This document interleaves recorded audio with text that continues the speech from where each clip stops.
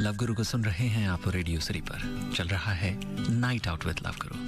आप भी अगर कुछ शेयर करना चाहते हैं तो कनेक्ट कर सकते हैं मुझसे। नंबर है स्टूडियो का 0114171991 यानी 01141719191। अभी वक्त है इस बातचीत को सुनने का।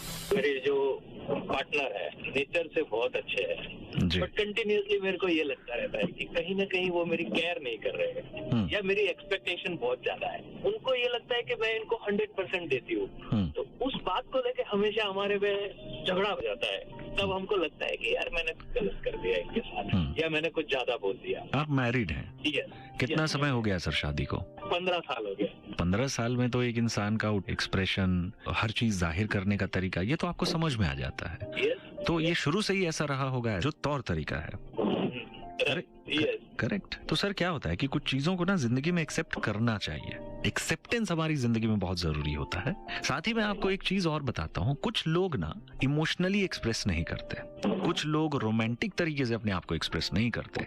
पर अगर आप घर जाते हैं, अगर वो आपके लिए चाय बनाती हैं, वो आपके साथ 5 मिनट बैठती हैं, अगर वो आपसे पूछती हैं कैसा रहा दिन आपका, ये उनका वे ऑफ एक्सप्रेशन है। मतलब मैं ये एक आइडियल सिनेरियो की बात कर रहा हूँ कि अगर वो होम मेकर हैं या हाउस वाइफ हैं, तो अगर आप घर से ऑफिस के लिए निकलते हैं, वो आपका लंच पैक करके आपको देती हैं, आपको हक करती हैं, बोलती हैं हैव अ गुड डे, तो ये उनका एक्सप्रेशन का तरीका है। तो क्या है कि 15 साल में तौर तरीकों को एक्सेप्ट कर लेना चाहिए। अगर ये बहुत नया रिश्ता होता, ताजा तरीन चीजें होती, तो मैं आपको ये बोलता कि अभी तो समझो, समझने में आपको थोड़ा टाइम लगेगा। लेकिन एक चीज मैं आपको जरूर बोलूंगा, कंसिडरिंग कि आप ये बोल रहे हैं कि उनका वे ऑफ एक्सप्रेशन ऐसा है जिसको लेकर थोड़ा सा आपके मन में कुछ चीजें खटकती हैं, इसकी वजह से ना जो आपका तौर तरीका है उसको कभी नहीं बदलना चाहिए। हम सब में कुछ यूनिक क्वालिटीज होती हैं, हम सब में कुछ ऐसी बातें होती हैं जो सामने वाले को खुशी देता है। एक तरीके से हम जिस तरीके से एक्सप्रेस करते हैं वो सामने वाले को खुशी देता है। तो अगर आपकी कुछ क्वालिटीज हैं, आपकी कुछ ऐसी बातें हैं जो उनको खुशी देता है,